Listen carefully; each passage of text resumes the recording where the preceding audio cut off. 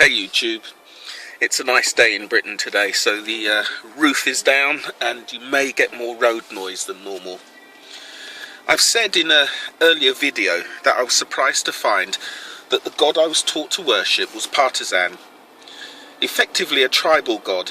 Even though he created everything, he plays favourites and has no love or indeed even respect for the life and dignity of the overwhelming majority of his own creation.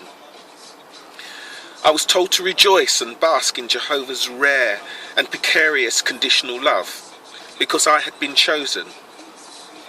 But why was I and those in the Kingdom Hall chosen? Did we have some kind of special talent or extraordinary quality that God would value?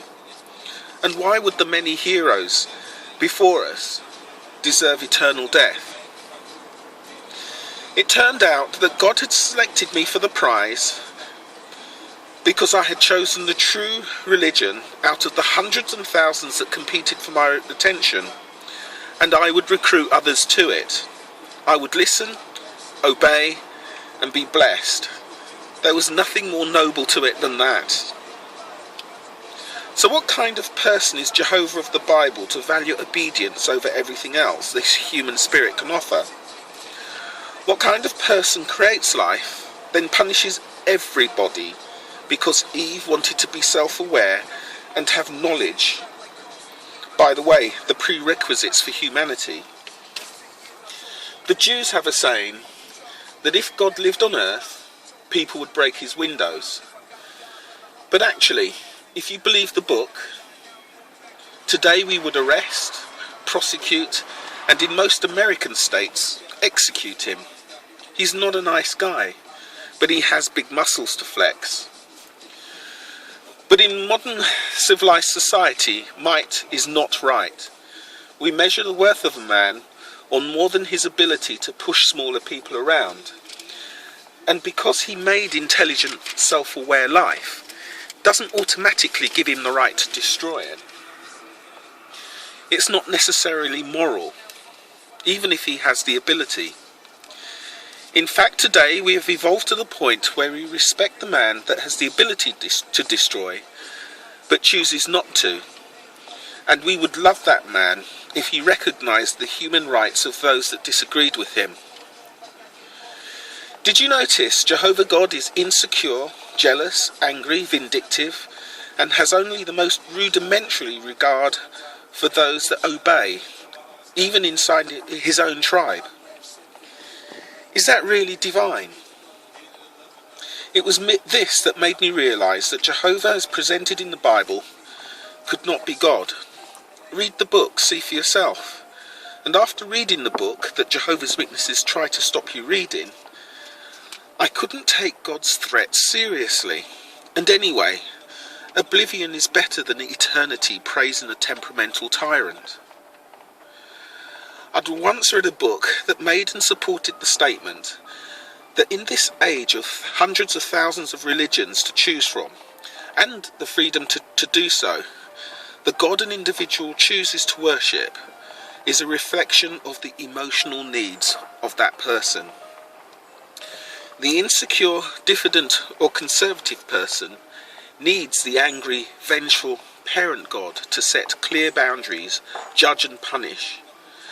The more relaxed, secure or liberal person seeing God as a loving spirit, and on many levels this analysis makes a lot of sense. But being free to choose a religion that expresses who we are does not make any religion correct. This brings us back to square one and the foolishness Jehovah's Witnesses often spout about being the happiest and most moral people on earth. I'm not going to rehearse the statistics on the first point. That is common information found with a simple Google search. But the issue of Jehovah's Witness morals against modern secular morals gets my attention. Jehovah's Witnesses reject current morals, attributing human failings as evidence of evil, of Satan, etc., and therefore makes us all deserve genocide. They do this whilst holding as close as possible to the first century attempt at morality. Even though they jettison the bride, rape money, the murder of non-virgin females, polygamy, etc., but probably because modern society considers that primitive and barbaric. But even those first century morals they hold to today are outdated, dangerous, and increasingly unacceptable in modern society. Back in those days, people needed witnesses to every accusation because the punishment for everything was death. Work on Sunday? Death. Wrong faith? Death. Guess what cheeky teenagers got? They got death too. Today we have evolved past that. We have a long way to go, mind, but today our punishments are graduated and usually fit the crime.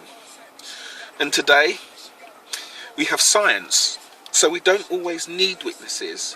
And because of that, we can protect children and more importantly, modern secular morals demand that we protect children.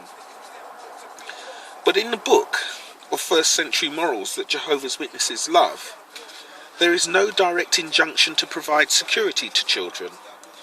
In fact, it tells us to beat them. What Jehovah's Witnesses don't appear to understand is that morality is not about blindly following rules, especially rules that are counterproductive. Morals change as society changes. Today, morality is predicated upon informed and freely given consent between non-vulnerable adults. And Jehovah's Witnesses can't get that into their heads. They prefer the first century stonings. I was never able to accept that if God was cool enough to give us the beauty of woman, that he would spend his time looking through bedroom windows, checking licenses, making sure the parts fit, and watching what people do and maintaining a punishment list. Like I said before, is that divine? Or is that a jealous bloke who couldn't get any from anyone, trying to stop our fun? To me, it's clearly the bigotries of first century shepherds who happen to have very big egos. Modern morality is clearly successful for promoting human happiness. If you look at the happiness matrix, which includes health, happiness, sexual health, success in marriage and family, etc., countries without lots of religion are happier. The most religious nations generate the most misery. So where does that leave Jehovah's Witnesses? Unfortunately, they are the tiny, declining demographic. I'm going to have to put the roof up, it's starting to rain. They are the tiny demographic that are happy with first century morals and life. It is the faith that represents who they are inside. They would be gleefully casting the first stone, secure in their own righteousness. They are frightened people who would enjoy living in a fundamentalist Muslim state, reading the scrolls for the next stoning date and following the rules. Many of them would just never leave. But we can stop more from joining. In a lot of ways, although our presence on YouTube is useful, we are preaching to the choir and venting to express our own emotional needs. And while we restrict ourselves to this, our impact is local only to YouTube users. We need to write to our political representatives about the child abuse, the shunning of family, the interference with healthcare, and the educational decisions that is a requirement of this cult. We need to select one website and update it with all the scandal, muck and news, and display that address on every video we make. As it stands, the society can dismiss our individual videos as coming from crackpots. We need one unified site, available in all the key languages, with someone to place that site on foreign language search engines. One of us with professional experience needs to produce a dossier to be mailed to the governments of the key Jehovah's Witness target nations, backed up with our website exposing their agenda. Although their cult will die as humanity matures, they can't die fast enough for me. It's clear from the video view counts on YouTube, it's just us watching each other. And the Jehovah's Witness organisation can live with that. And if I was them, I'd have a laugh about it actually. So it's time we got smart, people.